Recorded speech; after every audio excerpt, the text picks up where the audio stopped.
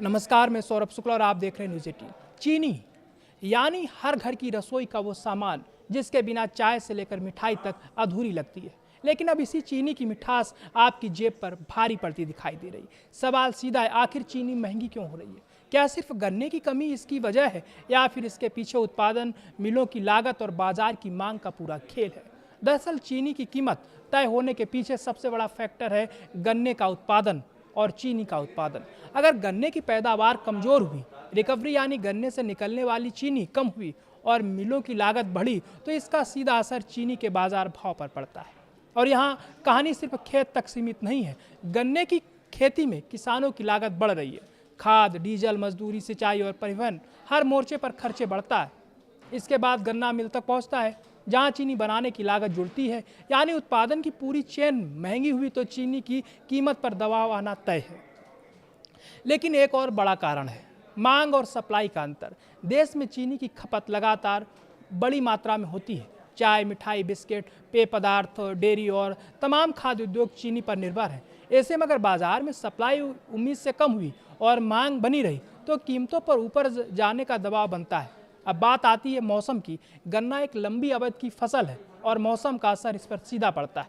बारिश का पैटर्न बिगड़ा, तापमान में बड़ा बदलाव आया या किसी इलाके में फसल प्रभावित हुई तो आने वाले सीजन में उत्पादन पर असर पड़ सकता है और बाजार भविष्य की संभावित कमी को भी कीमतों में शामिल करना शुरू कर देता है। इसके अलावा चीनी का सरकारी प्रबंधन और निर्यात नीति भी बेहद अहम है। सरकार घरेलू बाजार में कीमतों और उपलब्धता पर नजर रखती है। अगर घरेलू सप्लाई को लेकर चिंता हो तो निर्यात पर नियंत्रण किया जा सकता है, जबकि पर्याप्त स्टॉक होने पर निर्यात को बढ़ावा मिल सकता है। यानी भारत के बाहर की मांग और दुनिया के बाजार की कीमतें भी घरेलू बाजार को प्रभावित कर सकती हैं। अब सवाल ये, क्या चीनी की कीमतें यहीं रुकेंगी या और बढ़ सकती हैं?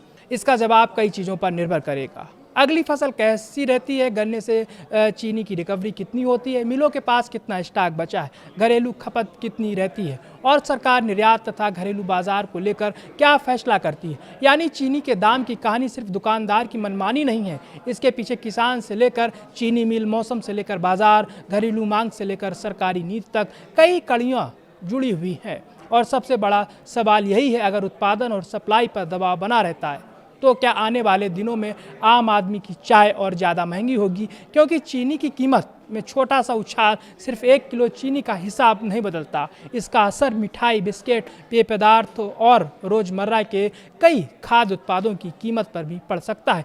यानी बात सिर्फ चीनी महंगी होने की नहीं है, बात उस महंगाई की है जो चीनी के साथ आपकी पूरी रसोई में घुस सकती है।